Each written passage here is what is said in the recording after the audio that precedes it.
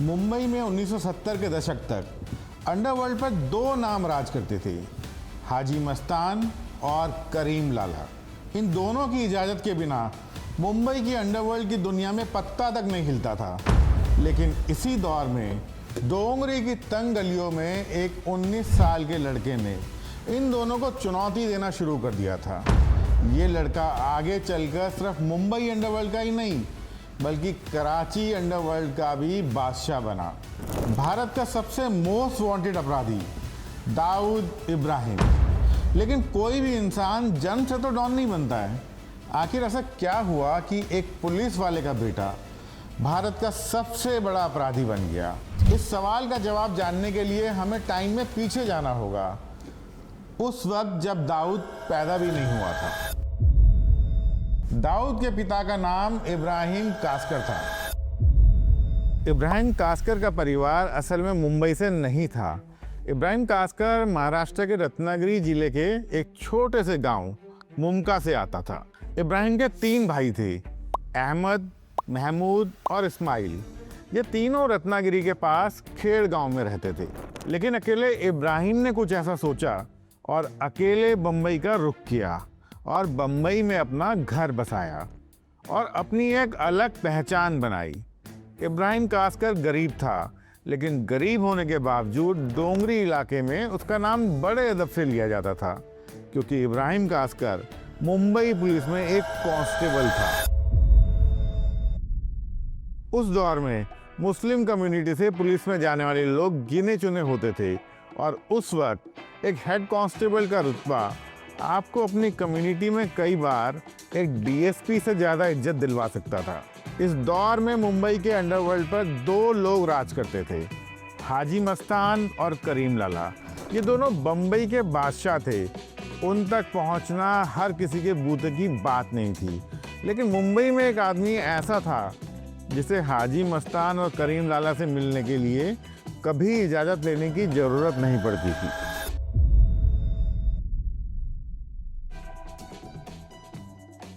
अस्सलाम वालेकुम इब्राहिम भाई। वालेकुम अस्सलाम मस्तान भाई। आइए बैठिए। हम लोग हमें थोड़ी देर के लिए अकेला छोड़ दो। वो जरूरी मसले पर आपसे बात करनी थी। यानी इब्राहिम एक ऐसा पुलिस कांस्टेबल था जिसे मुंबई के सबसे बड़े अंडरवर्ल्ड डॉन्स अपना दोस्त मानते थे। वैसे तो कभी कभी इब्राहिम हाजी मस्तान के कुछ काम भी कर दिया करता था और बदले में पैसे भी ले लेता था, लेकिन फिर भी दोनों डॉन उसे अपने काम करने वाला आदमी ना समझकर अपना दोस्त मानते थे। लोग उसे प्यार और इज्जत से इब्राहिम भाई बुलाते थे। डोंगरी में कोई झगड़ा हो जाए तो लोग पुलिस स्टेशन जाने से पहले इब्राहिम के पास जाते थे।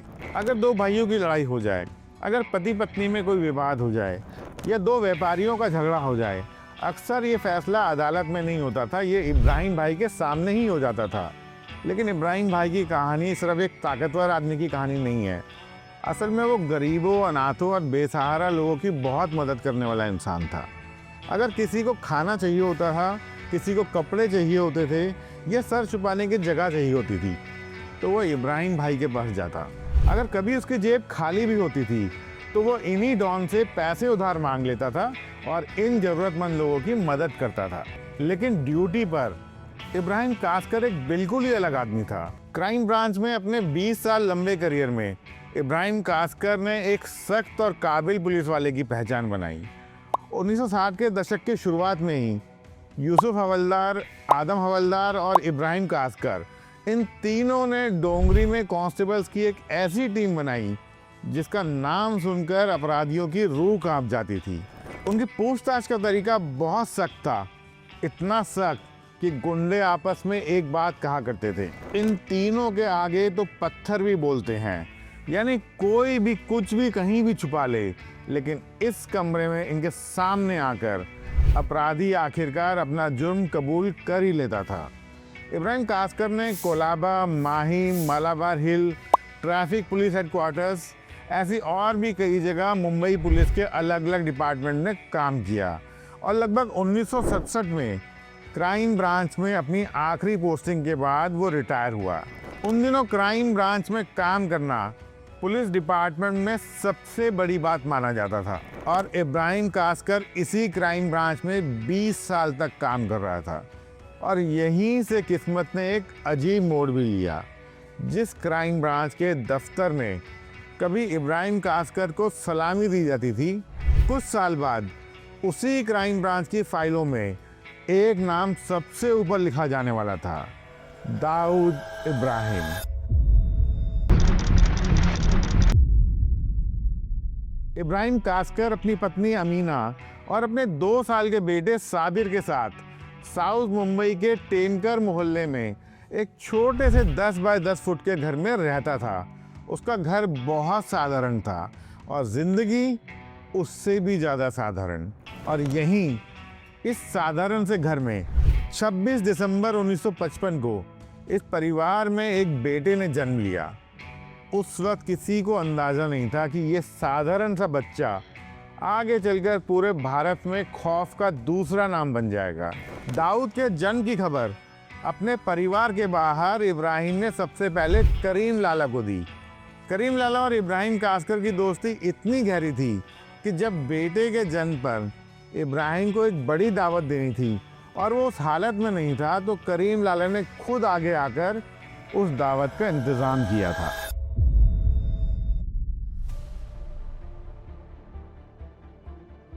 क्या बात है इब्राहिम भाई, आज तो खुश होने का दिन है। खुश तो हूँ, लेकिन बेटा होने पर जो दावत देनी चाहिए उसका इंतजाम नहीं हो पा रहा। बस इतनी सी बात है इब्राहिम भाई, दावत होगी और ज़रूर होगी। लेकिन मैंने कहा ना दावत होगी। दोस्ती में पैसे नहीं देखते इब्राहिम भाई, इसका खर्चा मैं दूंगा।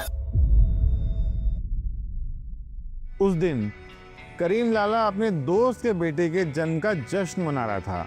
उसको क्या मालूम था कि आने वाले सालों में यही बच्चा उसके लिए सबसे बड़ा सरदर्द बनने वाला है। दाऊद का बचपन काफ़ी मुश्किलों में बीता। उसका परिवार काफ़ी बड़ा था। इब्राहिम कास्कर के 12 बच्चे थे और इब्राहिम कास्कर की सीमित आमदनी में पूरे परिवार का गुजारा दिन ब दिन मुश्किल होता जा रहा था। दाऊद के घर में कई बार ऐसा होता था कि सुबह की चाय और बन पाव खाने के बाद अगला खाना सीधा रात को डिनर ही मिलता था। लेकिन इब्राहिम कास्कर की एक जिद थी। वो चाहता था कि उसके बच्चे पढ़ लिख कर कुछ बने। इसलिए उसने दाऊद का दाखिला नागपाड़ा के अहमद सेलर हाई स्कूल में करवा दिया। शुरुआत में तो सब कुछ ठीक चलता रहा, लेकिन फिर किस्मत ने एक और झटका दिया। एक दिन इब्राहिम कास्कर नौकरी से सस्पेंड हो गया और इसका असर सिर्फ उस पर ही नहीं पड़ा, बल्कि पूरे कास्कर परिवार पर पड़ा। घर की हालत और बिगड़ गई और अब सिर्फ 10 साल की उम्र में दाऊद को स्कूल छोड़ना पड़ा। और शायद यही वो दिन था जिस दिन दाऊद की ज़िंदगी का रास्ता बदलना शुरू हो गया। स्कूल ना जाने की वजह से अब उसके पास बहुत सारा खाली टाइम था और डोंगरी की गलियां उन दिनों ऐसे लड़कों से भरी हुई थी जो पढ़ाई से नहीं बल्कि ताकत से इम्प्रेस होते थे। दाऊद को पैसों की कीमत बहुत छोटी उम्र में ही समझ में आ गई थी और पैसा उसे बहुत पसंद था, लेकिन उससे भी ज़्यादा उसे पसंद थी ताकत। उसे अच्छा लगता था जब लोग किसी का नाम सुनकर रास्ता छोड़ देते थे, जब लोग किसी के सामने डरकर खड़े हो जाते थे, जब किसी की बात आखिरी बात मानी जाती थी। और धीरे धीरे दाऊद उन्हीं लोगों की तरफ खिंचने लगा। 14 साल की उम्र तक पहुंचते पहुंचते दाऊद ने कई छोटे मोटे अपराध करने शुरू कर दिए थे, जैसे जेब काटना, चोरी करना, दुकानदारों को धमकाना और उनसे उगाही करना। ये सब उसकी ज़िंदगी का हिस्सा बन गया था। लेकिन फिर एक दिन उसने एक ऐसी गलती की जिसकी शिकायत सीधा उसके बाप तक पहुंच गई। हुआ ये कि एक बार एक आदमी सड़क किनारे खड़ा हुआ अपने पैसे गिन रहा था। उससे कुछ दूरी पर 14 साल का दाऊद भी खड़ा था और जो उसे देख रहा था। जैसे ही दाऊद को मौका मिला, वो दौड़ता हुआ गया और उसके पैसे छीनकर भाग गया। लेकिन मामला यहीं ख़त्म नहीं हुआ। जिस आदमी के पैसे छीने गए थे वो दाऊद और उसके पिता को जानता था। वो दाऊद की शिकायत लेकर सीधे इब्राहिम कास्कर के पास पहुंच गया। ये सब सच है? ठीक है, फिर आज मैं तुझे अपने पुलिस वाले तरीके से ठीक करता हूँ। उस दिन दाऊद की जमकर पिटाई हुई। इसके बाद कुछ दिन तक तो वो शांत रहा, लेकिन कुछ दिनों के बाद उसने वो सब क्राइम करना वापस शुरू कर दिया। धीरे धीरे डोंगरी में दाऊद का नाम फैलने लगा। लोग उसे एक शरारती लड़के के तौर पर नहीं बल्कि एक मुसीबत के तौर पर देखने लगे। जब भी इब्राहिम कासकर को उसके कारनामों का पता चलता वो गुस्से से भर जाता, एक पुलिस वाले के तौर पर भी और एक बाप के तौर पर भी। कई बार तो बाप बेटा महीनों तक एक दूसरे से बात नहीं करते थे। अक्सर दाऊद की माँ उन दोनों के बीच में बातचीत का जरिया बनती थी। 1970 के आसपास की बात है। दाऊद ने अपने आसपास लड़कों का एक छोटा सा गिरोह बना लिया था। उसमें उसका बड़ा भाई साबिर और उसका छोटा भाई अनीस भी था। इनमें एक उसका कज़न अली भी था और बाकी के मोहल्ले के दूसरे लड़के भी। ये कोई बड़ा गैंग नहीं था, ये कुछ लड़के थे जो दाऊद को अपना लीडर मानने लग गए थे। और दाऊद को इस बात से बहुत मज़ा आ रहा था। डोंगरी और मुसाफिर खाना के आसपास बोहरा कम्युनिटी के बहुत सारे लोग रहते हैं। बोहरी लोग आमतौर पर कारोबार करने वाले और शांति से रहने वाले लोग होते हैं। ये लोग लड़ाई झगड़े से दूर रहना पसंद करते हैं और दाऊद ने ये बात बहुत जल्दी समझ ली। अगर वो किसी बोहरी दुकानदार से पैसे मांगता तो वो अक्सर लड़ने के बजाय पैसे देना ज़्यादा बेहतर समझता था। दाऊद के लिए ये एक बहुत बड़ी खोज थी, क्योंकि हर बार जब कोई दुकानदार डर कर पैसे दे देता दाऊद का हौसला और बढ़ जाता। उसे लगने लगता कि ताकत के दम पर पैसा कमाना मेहनत से पैसा कमाने से कहीं ज़्यादा आसान है। धीरे धीरे उसके साथियों की संख्या बढ़ने लगी। अब हर दुकान पर दाऊद को जाने की ज़रूरत नहीं पड़ती थी। अब उसके लड़के उसके लिए ये काम करते थे और दाऊद पीछे बॉस बनकर बैठता था। दाऊद भाई ने भेजा है, ठीक है, दाऊद भाई को बता दूंगा। लेकिन दाऊद सिर्फ उगाही करके खुश नहीं था। उसे ज़्यादा पैसा कमाना था और जल्दी कमाना था, और इसके लिए उसने एक नया तरीका खोज लिया। उस दौर में मुसाफिर खाना के पास मोहता मार्केट में विदेशी घड़ियों की काफ़ी डिमांड थी।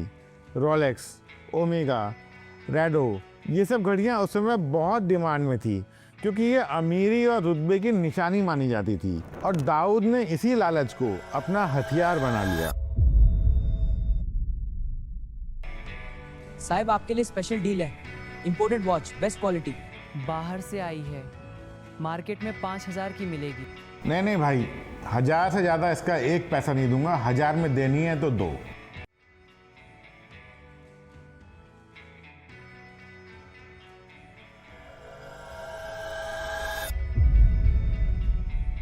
दाऊद और उसके लड़कों का नया खेल था। पहले ग्राहक को असली घड़ी दिखाई जाती, सौदा पक्का होने के बाद पैसे लेकर मौका देखकर डब्बा बदल दिया जाता और ग्राहक के हाथ में घड़ी की जगह एक पत्थर थमा दिया जाता। इस खेल में कोई हिंसा नहीं थी, कोई बंदूक नहीं थी, लेकिन पैसा बेहिसाब था। अब दाऊद को धीरे धीरे समझ आने लगा था कि डर और दिमाग दोनों का इस्तेमाल करके पैसा कमाया जा सकता है। 1972 दाऊद इब्राहिम उस टाइम 15-16 साल का रहा होगा। अंडरवर्ल्ड की दुनिया से अभी वो बहुत दूर था। उस दौर में पूरी डोंगरी में एक ही नाम का सिक्का चलता था, बाशु दादा। बाशु दादा कोई आम आदमी नहीं था, वो इलाके का सबसे ताकतवर शख्स था। लोकल नेता उससे रिश्ते बनाकर रखते थे, व्यापारी उससे टकराने से बचते थे और आम लोग उससे दूरी बनाकर रखना ही बेहतर समझते थे। कहते हैं कि डोंगरी में उसकी मर्जी के बिना पत्ता तक नहीं हिलता था। उसका रोज एक दरबार लगता था जहां लोग अपनी समस्याएं लेकर आते, कुछ मदद मांगते, कुछ शिकायत करने आते और कुछ सिर्फ अपनी वफादारी दिखाने। बाशु आराम से अपनी चारपाई पर बैठता था, लोग उसकी बात सुनते और कई बार उसका फैसला पुलिस या अदालत के फैसले से भी ज़्यादा मायने रखता था। बाशु की ताकत का राज बाशु के अलावा उसके कुछ और लोग भी थे और उनमें एक खास था खालिद पहलवान। ऐसा मान लो कि खालिद बाशु दादा का राइट हैंड था। लंबा कद, मजबूत शरीर और ऐसा रौब कि लोग उससे भी उतना ही डरते थे जितना बाशु से। डोंगरी की राजनीति में बाशु दादा का दबदबा था। इलाके का कौन नेता जीतेगा और कौन हारेगा, यह बाशु दादा के सपोर्ट पर निर्भर करता था। ऐसा एक नेता था मौलाना जियाउद्दीन बुखारी। कई सालों तक मौलाना और बाशु के रिश्ते अच्छे थे। मौलाना को बाशु का फुल सपोर्ट मिलता था, जिसकी वजह से मौलाना चुनाव जीतता रहता था। लेकिन राजनीति और अंडरवर्ल्ड में दोस्ती अक्सर उतनी ही लंबी चलती है जब तक दोनों पार्टीज को फायदा हो। किसी बात पर दोनों के रिश्ते में दरार आ गई, दोनों के बीच में मतभेद हो गए और धीरे धीरे दोनों के रास्ते अलग हो गए। 1972 के असेंबली इलेक्शन आए तो पहली बार बाशु दादा ने मौलाना का साथ छोड़ दिया। उसने अपना समर्थन मुस्लिम लीग के उम्मीदवार नूर मोहम्मद को दिया। चुनाव हुआ, वोट पड़े। बाशु दादा के डर से लोगों ने मौलाना को वोट दिया ही नहीं और नूर मोहम्मद ये इलेक्शन जीत गया। मौलाना इस हार से चिढ़ गया और इस हार के खिलाफ उसने कोर्ट में अपील दायर की। उसने चुनाव परिणाम को कोर्ट में चुनौती दे दी। उसे उम्मीद थी कि शायद फैसला उसके पक्ष में आ जाए, लेकिन कानूनी लड़ाई लड़ते लड़ते उसे एक और बात समझ में आ गई थी। उसने सोचा, अगर कोर्ट ने दोबारा चुनाव करने का फैसला दे भी दिया तो मैं जीतूंगा कैसे? बाशु दादा के होते हुए जीतना तो पॉसिबल नहीं है। उसे बाशु दादा की ताकत को टक्कर देने वाला कोई चाहिए था, क्योंकि मौलाना समझ चुका था कि यहाँ सिर्फ भाषणों से राजनीति नहीं चलती, यहाँ मसल पावर भी होना उतना ही जरूरी है। बाशु दादा की असली ताकत उसके पीछे खड़े युवा लड़के थे। ऐसे लड़के जो उसके एक इशारे पर इकट्ठा हो जाते थे, उसकी बात मानते थे और ज़रूरत पड़ने पर उसके लिए सामने वाले को पीट भी देते थे।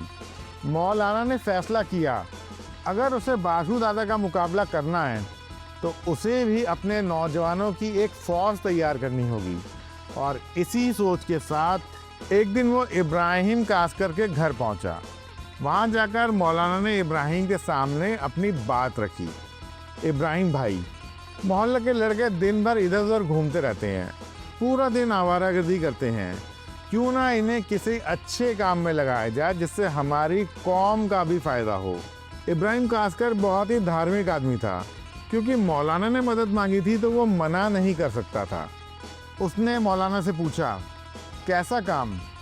मौलाना ने जवाब दिया, क्यों ना डोंगरी के नौजवानों को एक साथ लाया जाए, एक ऐसा ग्रुप बनाया जाए जो मोहल्ले के काम करे। इब्राहिम को ये बात पसंद आ गई और उसने मौलाना को तुरंत हामी भर दी। फिर इब्राहिम ने अपने बेटों को बुलाया, मोहल्ले के दूसरे लड़कों से भी बात की और उन सबको उसने मौलाना के हवाले कर दिया। कुछ ही दिनों में डोंगरी के जवान लड़कों का एक नया ग्रुप तैयार हो गया, जिसका नाम रखा गया यंग पार्टी। शुरू में यंग पार्टी में बहुत जोश था। मोहल्ले के लड़के बड़ी संख्या में इसमें शामिल होने लगे। मौलाना को सभी जानते थे, इसलिए और भी इलाके के लड़के इससे जुड़ने लगे। मौलाना भी खुश थे। मौलाना को लग रहा था कि धीरे धीरे उसके पास युवाओं का एक बहुत मजबूत आधार तैयार हो रहा है। लेकिन तभी मौलाना को एक झटका लगा। जिस चुनावी नतीजे को मौलाना ने कोर्ट में चुनौती दी थी, कोर्ट ने उसकी अपील को खारिज कर दिया। अब मौलाना समझ चुके थे कि ये लड़ाई अब ख़त्म हो चुकी है। धीरे धीरे उन्होंने यंग पार्टी में दिलचस्पी लेना कम कर दिया और मौलाना ने पॉलिटिक्स से दूरी बनाने शुरू कर दी। और देखते ही देखते वो संगठन जिसे मौलाना ने खुद शुरू किया था, अब वो बिना दिशा के हो गया। यंग पार्टी में सैकड़ों युवा लोग थे, उनमें जोश भी था, एनर्जी भी थी, लेकिन अब उन्हें डायरेक्शन देने वाला कोई नहीं था। यही वो मौका था जिसे दाऊद इब्राहिम ने सबसे पहले पहचाना। दाऊद उस समय कोई गैंगस्टर नहीं था, लेकिन एक बात उसमें शुरू से थी, उसे लोगों को अपने साथ जोड़ना आता था। धीरे धीरे उसने यंग पार्टी के लड़कों के बीच अपनी जगह बनानी शुरू कर दी। वो प्रोग्राम आयोजित करवाता, लड़कों के बीच होने वाले झगड़े सुलझाता और जब कोई फैसला लेना होता तो लोग उसकी तरफ देखते। बिना किसी चुनाव के, बिना किसी पोजीशन के, दाऊद अब धीरे धीरे इस यंग पार्टी का अनऑफिशियल लीडर बनता जा रहा था। शायद पहली बार डोंगरी के लड़के किसी नेता की तरह उसकी बात सुनने लग गए थे। दाऊद को तब तक इसका अंदाज़ा नहीं था, लेकिन यही यंग पार्टी के बीच उसने अपनी ज़िंदगी का पहला गैंग बनाना सीख लिया था। यंग पार्टी का नेता बनने के बाद दाऊद का नाम धीरे धीरे डोंगरी में फैलने लगा। अब लोग उसे पहचानने लगे थे, उसकी बात सुनने लगे थे। लेकिन डोंगरी में एक आदमी ऐसा था जिसकी मौजूदगी में दाऊद की हैसियत अभी भी बहुत छोटी थी, और वो आदमी था बाशु दादा। दाऊद जानता था कि पूरे इलाके में अगर किसी का असली दबदबा था तो वो बाशु दादा का था। लेकिन एक दिन एक छोटी सी घटना ने दोनों को आमने सामने ला खड़ा किया। बाशु दादा के लिए काम करने वाले दो भाई थे, हामिद और माजिद। दाऊद की उनसे पहले भी कई बार कहा सुनी हो चुकी थी, लेकिन इस बार बात कुछ ज़्यादा बढ़ गई। एक दिन दाऊद को खबर मिली कि हामिद ने उसके करीबी दोस्त को फिर से पीट दिया है। ये सुनते ही दाऊद का गुस्सा फूट पड़ा। वो सीधे हामिद के घर पहुंच गया, और जैसे ही हामिद सामने आया दाऊद उस पर बरस पड़ा। दाऊद ने उसका कॉलर पकड़ा और एक थप्पड़ लगाया और बोला, तू बहुत बड़ा दादा बनता है। हामिद ने सफाई देने की कोशिश की, लेकिन दाऊद सुनने के मूड में नहीं था। उसने हामिद को धमकाते हुए कहा, बाशु दादा का नाम ना होता तो कब का तेरा खेल खत्म कर चुका होता। हामिद ने पहली बार दाऊद की आंखों में ऐसा गुस्सा देखा जिसने उसे डरा दिया। लेकिन हामिद बहुत चालाक था। उसे पता था कि वो खुद तो दाऊद का कुछ नहीं बिगाड़ सकता, लेकिन हाँ, अगर वो बाशु दादा को दाऊद के खिलाफ भड़का दे तो पूरा मामला पलट सकता है। और फिर उसने वही किया। हामिद सीधे बाशु दादा की बैठक में पहुंचा। बाशु दादा उस समय अपनी चारपाई पर बैठा था और दरबार लगा हुआ था। वो वहां बैठकर किसी फुटबॉल मैच की कमेंट्री सुन रहा था। हामिद घबराया हुआ सा अंदर आया। उसने बाशु की तरफ देखा। बाशु ने उसको देखा और पूछा, क्या हुआ? हामिद कुछ टाइम तो चुप रहा, जैसे कोई बहुत बड़ी बात कहने से डर रहा हो। थोड़ा रुक के उसने फिर धीरे से कहा, दादा, दाऊद ने आपको गाली दी है। कुछ सेकंड के लिए पूरी बैठक में सन्नाटा छा गया। बाशु ने रेडियो की आवाज़ कम कर दी। क्या कहा उसने? अब उसने कहानी में थोड़ा और मसाला डाल दिया। दादा, वो आपको गंदी गालियाँ निकाल रहा था। मैं अपनी जुबान से बोल नहीं सकता।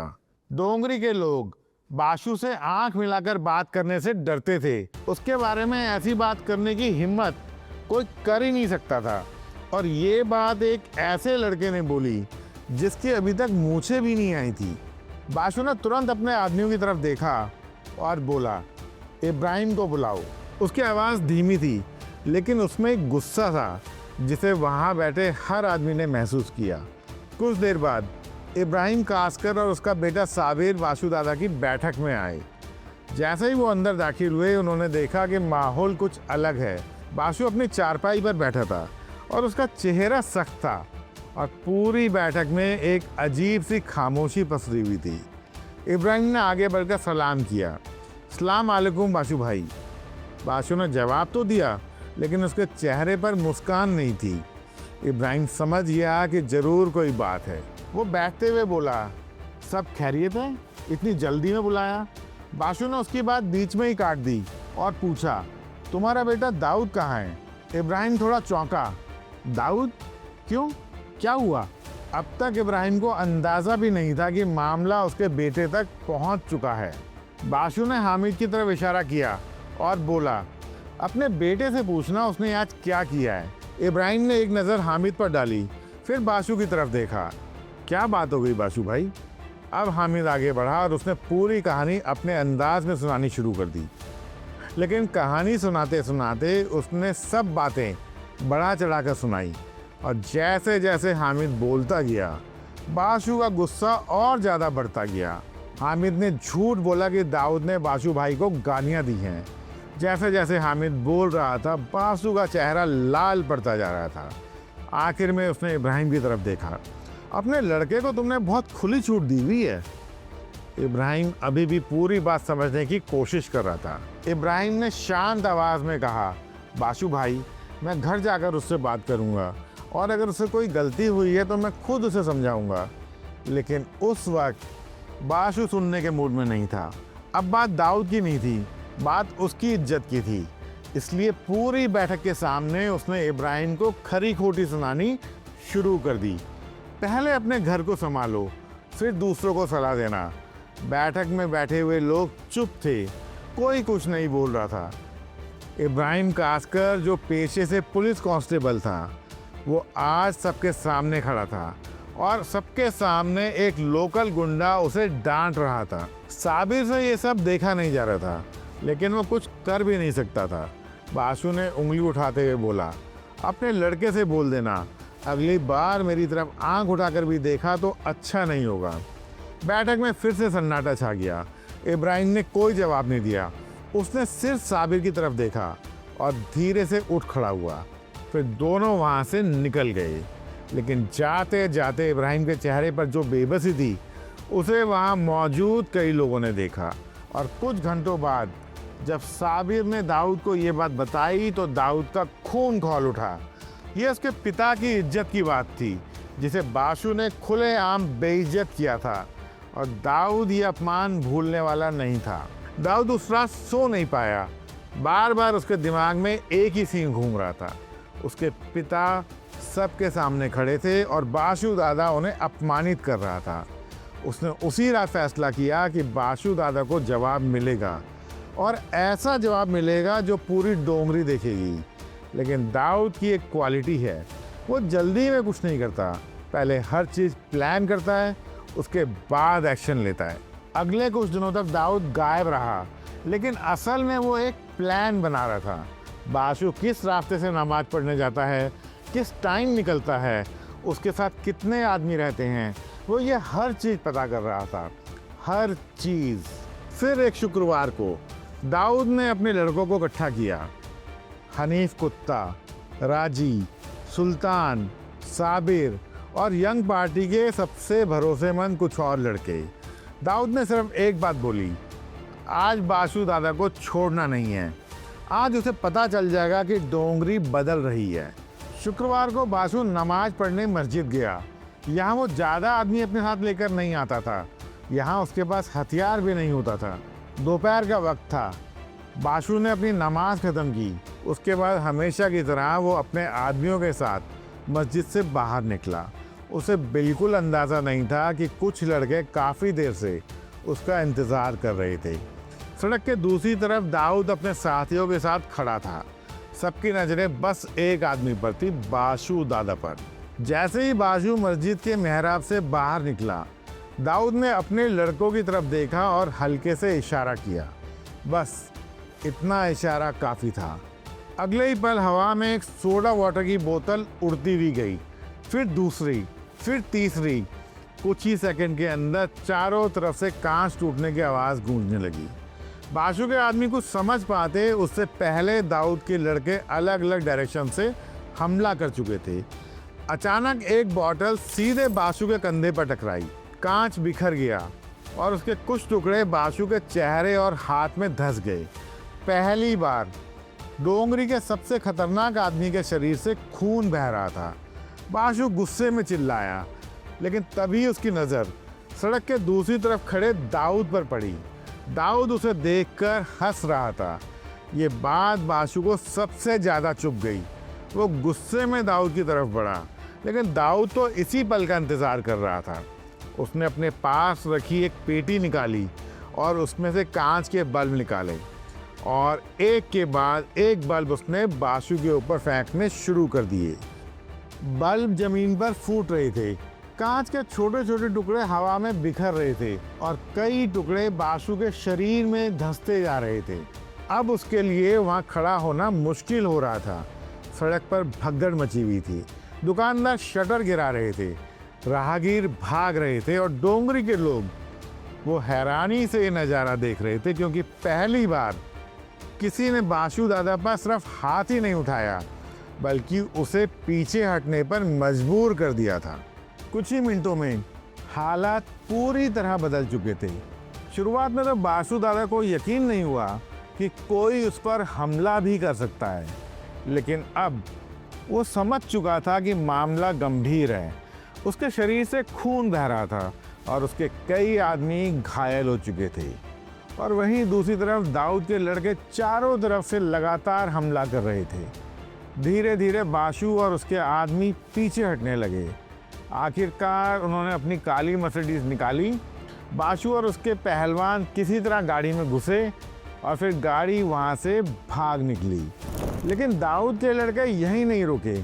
भागती हुई मर्सिडीज पर भी बोतलें बरसती रहीं। कुछ ही पलों में गाड़ी के शीशे टूट चुके थे, टेल लाइटें चकनाचूर हो चुकी थी और उसकी चमचमाती बॉडी पर बड़े बड़े गड्ढे पड़ चुके थे।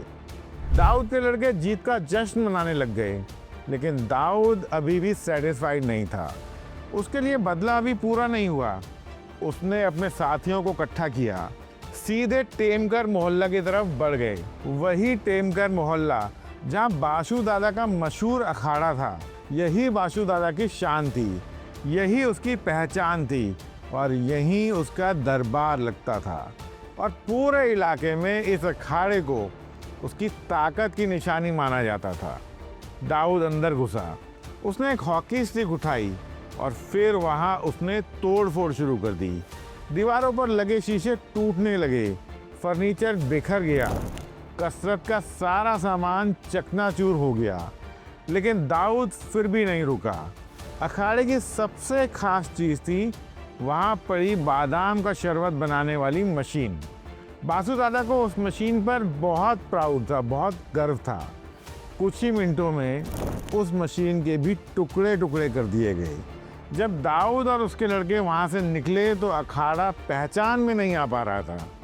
उस दिन दाऊद ने सिर्फ एक इमारत नहीं तोड़ी थी, उसने तोड़ा था बासु दादा का गुरूर। उसने बासु दादा की सालों से बनाई हुई दहशत को तोड़ दिया था। और डोंगरी में बहुत से लोगों ने पहली बार सोचना शुरू कर दिया कि शायद अब बासु दादा का दौर ख़त्म होने वाला है। बासु दादा को रास्ते से हटाने के बाद दाऊद का कॉन्फिडेंस पहले से भी कहीं ज़्यादा बढ़ चुका था। अब उसे लगने लगा था कि डोंगरी में ऐसा कोई नहीं है जो उसको रोक सके। लेकिन उसी दौरान एक ऐसी घटना हुई जिसने उसका ध्यान अपनी तरफ खींच लिया। दाऊद को खबर मिली कि हाजी मस्तान के लोगों ने उसके 2 दोस्तों को बुरी तरह से पीटा है। कारण क्या था ये तो किसी को ठीक से नहीं पता, लेकिन दाऊद के लिए कारण से ज़्यादा ज़रूरी दूसरी बात थी। हाजी मस्तान ने उसके एरिया में उसके दोस्तों को पिटवाया। ये बात दाऊद को बिल्कुल पसंद नहीं आई। ये 1974 के दिसंबर की बात है। उस दौर में हाजी मस्तान मुंबई में सबसे बड़ा नाम था, सोने और चांदी की स्मगलिंग का बादशाह। अखबारों में उसकी तस्वीरें छपती थी, फिल्म स्टार्स उससे मिलने आते थे और मुंबई के बड़े बड़े लोग उसकी इज्जत करते थे। दाऊद जानता था कि किसी भी इंसान को तोड़ने और हराने के लिए उसकी कमज़ोरी पर वार करना चाहिए। बाशु का केस में दाऊद जानता था कि उसकी ईगो और इज्जत उसकी कमजोरी है, इसलिए उसने उसे सबके सामने मारा। दाऊद की नज़र में मस्तान की कमजोरी थी उसका पैसा, इसलिए दाऊद ने एक प्लान बनाया जिससे वो मस्तान के पैसों को लूट सके। मस्तान का पैसा मारवाड़ी आंगड़िए एक जगह से दूसरी जगह पर डिलीवर करते थे। एक दिन दाऊद को खबर मिली कि हाजी मस्तान के 5 लाख रुपये मस्जिद बंदर के किसी ऑफिस से उसके घर मालाबार हिल्स भेजे जाएंगे। 5 लाख रुपया सुनने में ज़रूर छोटे लगते हैं, लेकिन उस ज़माने में उसकी कीमत करोड़ों में थी। ये पैसा आंगड़िए लेकर जाने वाले थे। दाऊद ने तय कर लिया कि ये पैसा अब हाजी मस्तान तक नहीं पहुंचेगा। लेकिन प्रॉब्लम एक थी, दाऊद और उसके लड़कों ने आज तक कभी इतनी बड़ी वारदात को अंजाम नहीं दिया था। उनके पास ना कोई एक्सपीरियंस था, ना कोई बड़ा गैंग, ना कोई मास्टर प्लान था, तो एक जुनून कि हाजी मस्तान का पैसा लूटना है और खुद पर ज़रूरत से ज़्यादा भरोसा। दाऊद ने अपने सबसे कुछ भरोसेमंद लड़कों को बुलाया, अबू बकर, एजाज, सैयद सुल्तान, शेर खान और बाकी के कुछ साथी। फिर शुरू हुई मुंबई की सबसे दिलचस्प नौसिखिया डकैती की तैयारी। खबर पक्की थी, हाजी मस्तान के पैसे एक आंगड़िया के जरिए जाने वाले थे। दाऊद ने तय किया कि हमला रास्ते में होगा। उसने अपने लड़कों को अलग अलग जगह तैनात कर दिया। कुछ के हाथ में डंडे थे, कुछ के पास चाकू और कुछ के पास देसी कट्टे। लेकिन सच कहें तो उनमें से किसी ने भी पहले कभी ऐसी डकैती नहीं की थी।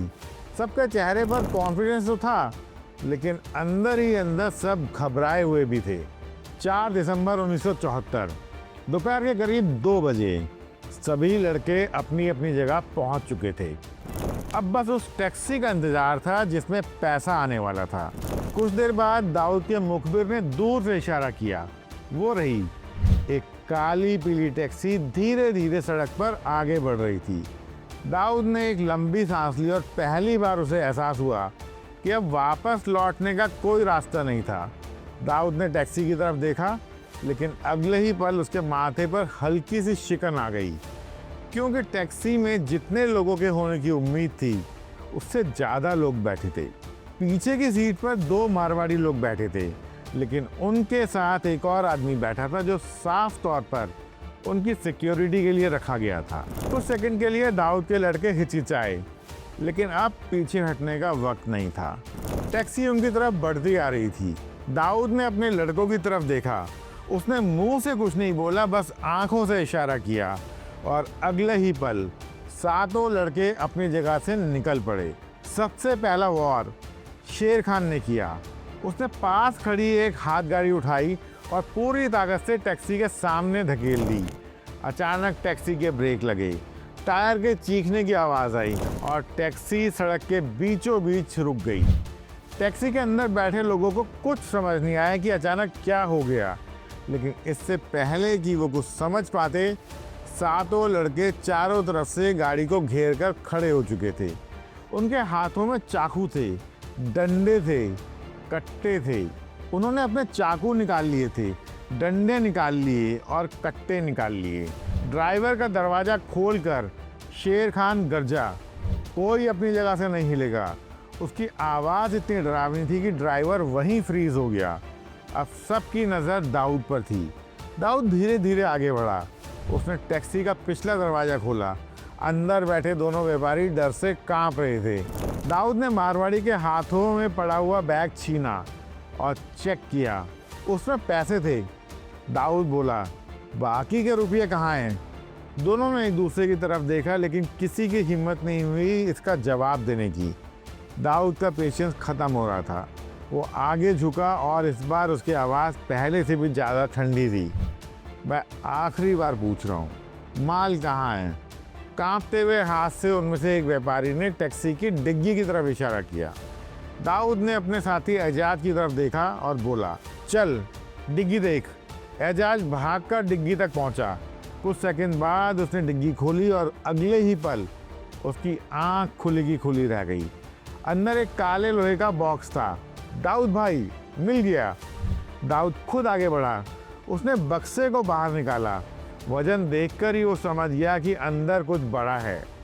अब तक दोनों व्यापारी पूरी तरह से टूट चुके थे।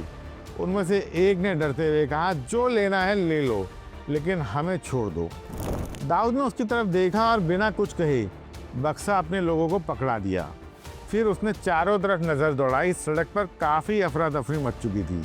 लोग दूर खड़े तमाशा देख रहे थे, लेकिन किसी की हिम्मत नहीं हो रही थी कि इन लड़कों के पास आएं और इस डकैती को रोकें। दाऊद समझ चुका था कि अब 1 सेकंड भी यहाँ रुकना खतरनाक होगा। उसने हाथ से इशारा किया और अगले ही पल सभी लड़के अलग अलग डायरेक्शन में भाग गए। कुछ ही मिनटों में वहाँ कुछ भी नहीं था। बचा था तो सिर्फ एक टैक्सी और 2 डरे हुए व्यापारी और एक ऐसी डकैती जिसकी चर्चा अगले दिन पूरी मुंबई करने वाली थी। उस रात दाऊद और उसके साथियों ने अपनी जीत का जश्न मनाया। उनका प्लान जो काम कर गया था, माल उनके हाथ लग चुका था और सबसे बड़ी बात, उन्हें इस बात की खुशी थी कि उन्होंने हाजी मस्तान को चोट पहुंचाई है। लेकिन ये खुशी ज़्यादा देर टिकने वाली नहीं थी, क्योंकि जिस पैसे को वो हाजी मस्तान का माल समझ रहे थे, वो असल में मेट्रोपॉलिटन कोऑपरेटिव बैंक का पैसा था, करीब 4,75,000 रुपये। दाऊद और उसके साथियों को अंदाज़ा भी नहीं था कि असल में उन्होंने हाजी मस्तान का पैसा नहीं लूटा, बल्कि उस दौर की सबसे बड़ी डकैतियों में से एक को अंजाम दे दिया था। अगली सुबह मुंबई के अखबार इस खबर से भरे पड़े थे। दिन दहाड़े डकैती, हथियारबंद हमला, लाखों रुपये गायब। पूरे शहर में दाऊद इब्राहिम के नाम की चर्चा हो रही थी। और जब इब्राहिम कासकर को ये बात पता चली तो उसके पैरों तले जमीन खिसक गई। उसे विश्वास ही नहीं हो रहा था कि उसका बेटा इतनी बड़ी वारदात में शामिल हो सकता है। जब दाऊद छोटी मोटी गुंडागर्दी करता था तो वो सोचता था कि उम्र के साथ ये ठीक हो जाएगा, लेकिन इस बार मामला अलग था। इस बार उसका बेटा पूरे मुंबई शहर की सुर्खियां बन चुका था। उस शाम इब्राहिम अपनी बैठक में भी नहीं गया। उसमें लोगों का सामना करने की हिम्मत ही नहीं बची थी। फिर भी कुछ लोग उससे मिले। उन्होंने दाऊद के बारे में सवाल पूछे और हर सवाल इब्राहिम के सीने में कील की तरह गड़ गया। क्योंकि ये मुंबई की सबसे बड़ी बैंक डकैती थी, इसलिए मुंबई पुलिस भी हरकत में आ चुकी थी। एक एक करके गैंग के बाकी लड़के पकड़े जाने लगे, लेकिन दाऊद और साबिर, वो दोनों तो ऐसे गायब हो गए जैसे उन्हें जमीन निकल गई हो। अगले दिन एक पुलिस कांस्टेबल इब्राहिम कासकर के घर पहुंचा और उसने इब्राहिम से कहा, आपको साहब ने क्राइम ब्रांच बुलाया है। ये सुनते ही इब्राहिम सब समझ गया। जिस बात का डर था वही हो रहा था। क्राइम ब्रांच से बाहर निकलते वक्त इब्राहिम के चेहरे पर गुस्सा साफ दिखाई दे रहा था। ऐसा लग रहा था जैसे वो अपने बेटों को बचाने के लिए नहीं, बल्कि उनका हिसाब करने के लिए निकला हो। इब्राहिम का अपना खुद का नेटवर्क था। उसके बहुत सारे पुलिस वाले दोस्त थे, बहुत सारे क्रिमिनल भी उसके दोस्त थे और मोहल्ले के लोग उसे अच्छी तरह से जानते थे। इब्राहिम ने अपने दोनों बेटों के बारे में अपने नेटवर्क के थ्रू पता लगाना शुरू कर दिया और आखिरकार कुछ दिनों बाद उसे वो खबर मिल गई। दाऊद और साबिर भाई किला में अपने एक दोस्त के घर छुपे हुए थे। इब्राहिम तुरंत वहाँ पहुँच गया। जैसे ही दोनों भाइयों ने अपने पिता को देखा, वो देखते ही समझ गए कि उनका खेल खत्म हो चुका है। दाऊद और साबिर को लेकर इब्राहिम अपने घर आया। दाऊद और साबिर दोनों सर झुकाए खड़े थे। उनकी माँ अमीना की आंखों में आंसू थे। वो कभी बेटों को कोसती तो कभी इब्राहिम को शांत रहने के लिए कहती, लेकिन इब्राहिम का गुस्सा अब शब्दों से आगे निकल चुका था। उसका चेहरे पर एक अजीब सी खामोशी थी और यही खामोशी दाऊद को सबसे ज़्यादा डरा रही थी। कुछ पल तक तो कमरे में कोई कुछ नहीं बोला। फिर इब्राहिम ने अपनी पुलिस वाली बेल्ट निकाली, वही बेल्ट जो उसने क्राइम ब्रांच में नौकरी के दौरान सालों तक पहनी थी। बेल्ट देखते ही दाऊद और साबिर के चेहरे का रंग उड़ गया। उन्हें अब समझ में आ चुका था कि तूफान आने वाला है। इब्राहिम उनके सामने आकर रुका। कुछ सेकंड तो वो उन्हें घूरता रहा। फिर उसने पहली बार बोलना शुरू किया, मैंने पूरी ज़िंदगी ईमानदारी से नौकरी की, लोगों की मदद की, अपना नाम बनाया। तुम दोनों ने एक दिन में सब मिट्टी में मिला दिया। इसके बाद इब्राहिम ने अपना बेल्ट हवा में लहराया और सीधे दाऊद की पीठ पर दे मारा। दाऊद डर से तड़प उठा, लेकिन ये तो सिर्फ शुरुआत थी। अगले कुछ मिनटों तक कमरे में सिर्फ बेल्ट की आवाज़ें गूंजती रही। एक बार दाऊद पर पड़ता तो दूसरा साबिर पर, तीसरा दाऊद पर तो चौथा साबिर पर।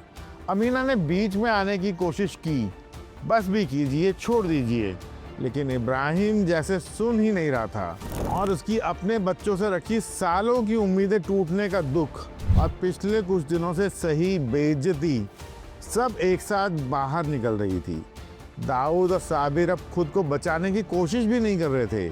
वो दोनों भी जानते थे कि इस बार उन्होंने हद पार कर दी है। कुछ देर बाद दोनों भाइयों की पीठ पर बेल्ट के निशान उभर आए, लेकिन इब्राहिम अभी भी नहीं रुका। उसे लग रहा था कि जैसे हर वार के साथ वो दुनिया के सामने हुई अपनी बेइज्जती का बदला ले रहा है। मोहल्ले के लोगों ने दाऊद और साबिर की चीखें सुनी। कुछ करीबी लोग घर तक पहुंच गए। उन्होंने भी इब्राहिम को रोकने की कोशिश की। बस करो इब्राहिम, लड़के मर जाएंगे। काफ़ी देर समझाने के बाद आखिरकार इब्राहिम रुका। कमरे में सन्नाटा छा गया। दाऊद और साबिर ज़मीन पर बैठे थे। दोनों की हालत ख़राब थी, लेकिन इब्राहिम का गुस्सा अभी ख़त्म नहीं हुआ था। उसने दोनों की तरफ देखा और ठंडी आवाज़ में कहा, उठो। दाऊद ने सर उठाया। उसे लगा शायद अब बात ख़त्म हो गई है, लेकिन वो गलत था। अभी सबसे बड़ा झटका बाकी था। इब्राहिम ने बाहर खड़ी एक टैक्सी की तरफ इशारा किया, चलो मेरे साथ। दाऊद और साबिर समझ नहीं पाए कि उन्हें कहाँ ले जाया जा रहा है, लेकिन कुछ देर बाद जब टैक्सी क्राइम ब्रांच के बाहर रुकी तो दोनों के चेहरों का रंग उड़ गया।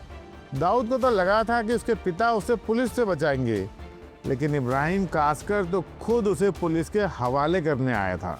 क्राइम ब्रांच पहुंचते ही इब्राहिम दोनों बेटों को लेकर पुलिस ऑफिसर्स के सामने जाकर खड़ा हो गया। उसने दाऊद और साबिर को आगे की तरफ धकेला और बोला, साहब गलती हो गई है इनसे, आपको जो सज़ा देनी है दे दीजिए। दाऊद और साबिर ये चुपचाप खड़े सुन रहे थे। उनके लिए इब्राहिम कास्कर आज एक पिता नहीं, एक पुलिस वाला था, एक ऐसा आदमी जिसने अपनी पूरी ज़िंदगी कानून की इज्जत की थी।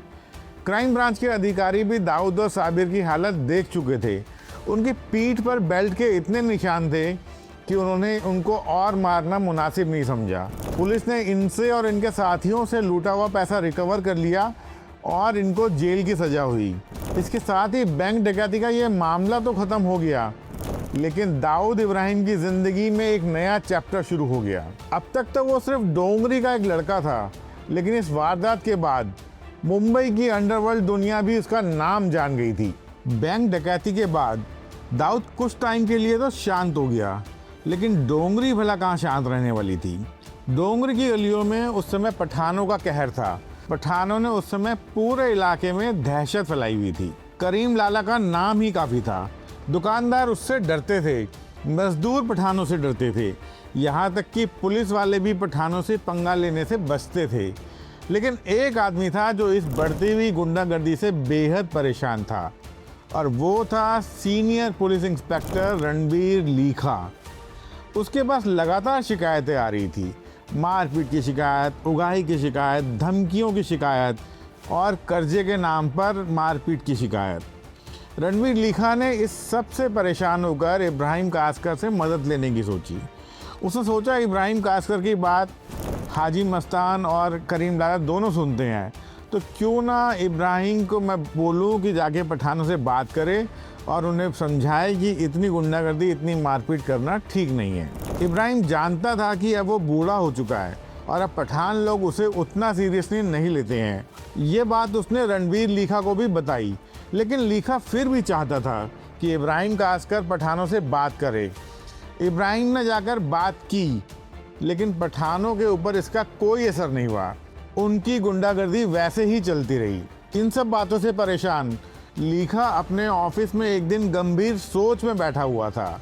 वो सोच रहा था कि इस प्रॉब्लम को कैसे सॉल्व किया जाए कि तभी इकबाल नातिक नाम का एक पत्रकार लीखा के कमरे में आया। उसने लीखा से उसकी परेशानी का कारण पूछा, तो लीखा ने उसे सब कुछ बता दिया।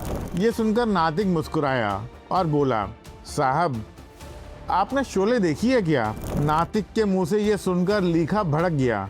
उसने कहा, अरे नातिक तेरा दिमाग खराब हो गया है क्या? यहाँ मैं पठानों से परेशान हूँ और तुझे शोले की पड़ी है। नातिक ने जवाब दिया, लोहा ही लोहे को काटता है। आपको भी पठानों का लोहा काटने के लिए एक मजबूत लोहा चाहिए। लीखा को नातिक की बात समझ में आ गई। उसने तुरंत कहा, लेकिन पठानों के खिलाफ खड़े होने की हिम्मत कौन करेगा? नातिक ने इस पर जवाब दिया, आपने बाप को ट्राई किया है, अब बेटों को भी कर लो। लीखा इस बात से चौंक गया। उसने पूछा, कौन? दाऊद इब्राहिम? इब्राहिम कास्कर का बेटा? इस पर नातिक ने सर हिलाया और कहा, हाँ वही, बहुत हिम्मत है उसमें, पठानों से लड़ता है और सबसे बड़ी बात, उसे किसी से डर नहीं लगता। शुरुआत में लीखा ने इस इलाकों को ज़्यादा सीरियसली नहीं लिया। उसे लगा कि एक मोहल्ले का लड़का पठानों से आखिर क्या भिड़ेगा, उनका क्या बिगाड़ लेगा। लेकिन कुछ दिनों बाद किस्मत ने दोनों को आमने सामने खड़ा कर दिया। एक दिन की बात है, लीखा अपनी पुलिस की जीप में बैठकर कहीं जा रहा था। सड़क पर भीड़ लगी थी, ट्रैफिक जैम था। एक पठान और एक दुबला पतला लड़का आपस में लड़ रहे थे। पठान खून से लथपथ था, लेकिन लड़का अभी भी रुकने का नाम नहीं ले रहा था और वो पठान को मारे जा रहा था। लीखा ने जब ये देखा तो वो आगे बढ़ा। उसने दोनों को अलग किया और लड़के से पूछा, नाम क्या है तेरा? लड़के ने बिना डरे जवाब दिया, दाऊद। दाऊद इब्राहिम कास्कर नाम है मेरा। एक सेकंड के लिए लीखा चुप हो गया। उसे नातिक की बात याद आ गई। वो दाऊद को अपनी जीप में बिठाकर ले गया। पूरे रास्ते दोनों बातें करते रहे। पठानों से लड़ने का बहुत शौक है तुझे? लीखा ने पूछा। दाऊद मुस्कुराया। शौक नहीं है साहब, ज़रूरत है। अगर नहीं लड़ेंगे तो ख़त्म हो जाएंगे। ये जवाब सुनकर लीखा पहली बार इम्प्रेस हुआ। फिर उसने दाऊद के सामने एक प्रपोज़ल रखा। तुम जो काम कर रहे हो वही काम तुम कानून के साथ मिलकर करो। पठानों को काबू में लाओ, बाकी मैं संभाल लूँगा। दाऊद कुछ सेकंड चुप रहा और शायद यही वो पल था जब उसके दिमाग में भी एक नया ख्याल पैदा हुआ। वो लीखा की बात सुन रहा था लेकिन सोच कुछ और रहा था। उसे लगा कि वो किसी का आदमी क्यों बने, एक दिन सब उसके आदमी क्यों नहीं बन सकते। जीप नूरबाग के पास पहुंच गई। दाऊद उतर गया, लेकिन उस दिन जीप से सिर्फ एक लड़का नहीं उतरा था। उस दिन मुंबई के अंडरवर्ल्ड में एक नया बीज बोया गया था। एक ऐसा बीज जो आने वाले सालों में दाऊद इब्राहिम बनकर पूरे शहर पर छा जाने वाला था। करीम लाला अब बूढ़ा हो रहा था। उसके बाद अब पठानों की दूसरी पीढ़ी ने गुंडागर्दी की कमान संभाल ली थी। अमीरजादा, आलमजेब, अयूब लाला, सईद बाटला और कई दूसरे नाम। इन लोगों के लिए पैसा ही कानून था और ताकत ही इंसाफ। अगर किसी ने ब्याज का पैसा नहीं लौटाया तो उसे पीटा जाता। अगर कोई विरोध करता तो उसे गायब कर देते। अगर किसी व्यापारी ने रंगदारी देने से मना किया तो उसकी दुकान ही बंद करवा देते। पठानों का आतंक पूरी मुंबई में छा गया था। लीखा से मुलाकात के बाद इकबाल, नातिक और दाऊद के बीच दोस्ती बढ़ने लगी। वैसे तो दोनों अलग दुनिया से थे, एक पत्रकार था और दूसरा मोहल्ले का गैंग लीडर। लेकिन एक चीज़ थी जो दोनों को जोड़ती थी, वो थी पठानों के लिए उनकी नफरत। दोनों पठानों को पसंद नहीं करते थे। नातिक अपने अखबार में उनके कारनामे छापता था और दाऊद डोंगरी की गलियों में उनसे टकराता रहता था। धीरे धीरे दोनों की दोस्ती गहरी होती गई। नातिक को दाऊद के नेटवर्क की मदद से पठानों के खिलाफ बहुत सारी खबरें मिलती रहती थी और वो उन्हें अपने पेपर में छापता रहता था। दाऊद बासु दादा की कहानी जानता था। उसने देखा था कि कैसे बासु दादा इलेक्शन में अपने खड़े किए गए उम्मीदवार को जितवा देता था। ये सोचकर उसने भी अपनी ताकत को परखने का फैसला किया। एक दिन उसने नातिक से कहा, नातिक तुम चुनाव लड़ो। नातिक हंस पड़ा। उसे लगा दाऊद मजाक कर रहा है, लेकिन दाऊद मजाक नहीं कर रहा था। वो देखना चाहता था कि डोंगरी में उसकी बात की कितनी कीमत है, उसके नाम का कितना असर है और लोग वाकई उसकी बात मानते भी हैं कि नहीं। 1977 इकबाल नातिक ने लोकसभा चुनाव लड़ने का फैसला किया। दाऊद और उसके लड़के पूरी ताकत से मैदान में उतर गए। नातिक के पोस्टर लगे, लोगों से मुलाकातें हुई, गली गली नातिक का प्रचार हुआ।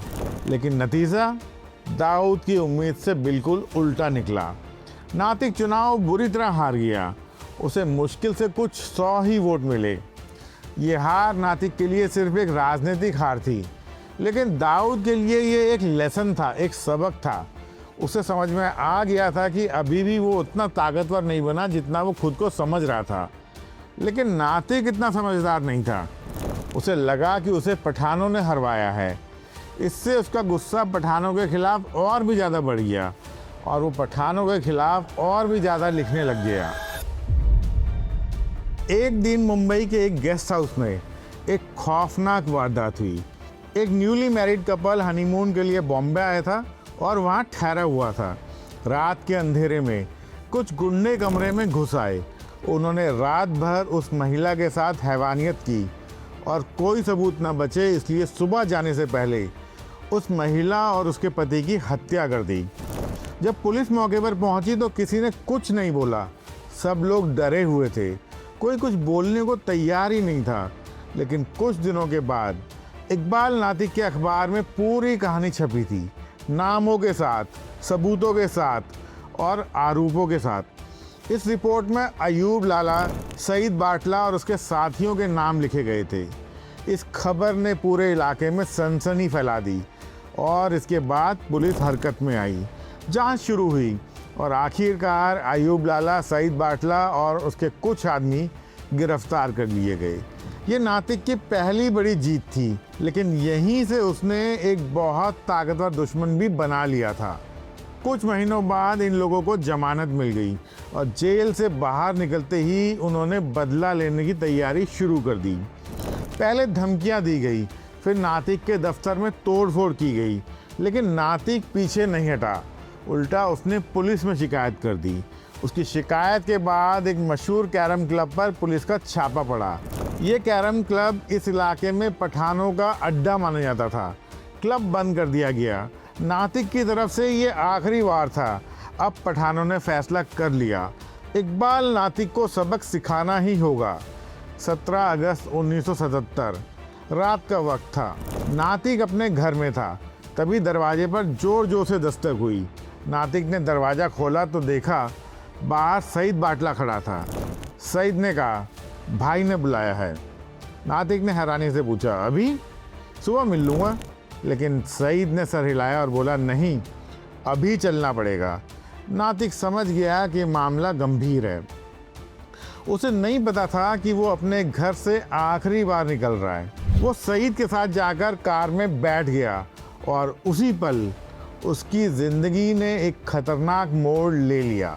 सईद बाटला के साथ कार में बैठते ही नातिक को एहसास हो गया कि कुछ ठीक नहीं है। कार में एक अजीब सा सन्नाटा था, कोई बात नहीं कर रहा था। जैसे ही कार आगे बढ़ी, नातिक पर गालियों की बौछार शुरू हो गई। इससे पहले कि वो कुछ समझ पाता, सईद बाटला और उसके साथियों ने उस पर थप्पड़ों और घूंसों की बरसात कर दी। ये हमला इतना अचानक था कि नातिक को संभलने का भी मौका नहीं मिला। वो बार बार पूछता था, आखिर मेरी गलती क्या है? लेकिन जवाब में उसे सिर्फ मार पड़ रही थी। कुछ देर बाद कार ग्रांट रोड के सामने एक पुरानी बिल्डिंग के सामने रुकी। यहीं अमीरजादा का ऑफिस था। नातिक को घसीटते हुए अंदर ले जाया गया। अब तक उसका चेहरा सूज चुका था, उसके कपड़े फट चुके थे और शरीर पर चोटों के निशान दिखाई दे रहे थे। लेकिन असली टॉर्चर तो अभी शुरू ही हुआ था। कमरे में मौजूद लोगों ने उसे घेर लिया। दाऊद का कुत्ता, एक आदमी चिल्लाया, बहुत होशियारी करता है, मारो इसको। और फिर मारपीट का एक नया दौर शुरू हो गया। घूसे, लात, थप्पड़। नातिक अब इंसान कम और पंचिंग बैग ज़्यादा लग रहा था। लेकिन सईद बाटला का गुस्सा अभी भी शांत नहीं हुआ। जेल में बिताए गए महीने उसके दिमाग में अभी भी ताज़ा थे। उसे लगता था कि उसकी हर परेशानी की जड़ इकबाल नातिक है और आज उससे बदला लेने का पूरा मौका था। सईद ने एक पैना हथियार निकाला और फिर नातिक पर कई वार कर दिए। कुछ ही मिनटों में उसका पूरा शरीर खून से लथपथ हो चुका था। दर्द अब उसकी सहन शक्ति से बाहर जा चुका था और वो बेहोश होकर ज़मीन पर गिर पड़ा। गुंडों को लगा कि काम खत्म हो गया है। उन्होंने उसके लगभग बेजान शरीर को उठाया और गाड़ी में रखा और वहाँ से निकल गए। मुंबई की सड़कों पर दौड़ती वो कार कुछ देर बाद माहिम पहुँची, एक सुनसान जगह माहिम क्रीक के पास। वहीं उन्होंने नातिक को मरा हुआ समझकर सड़क के किनारे फेंक दिया और वहाँ से चले गए। लेकिन कहानी अभी बाकी थी।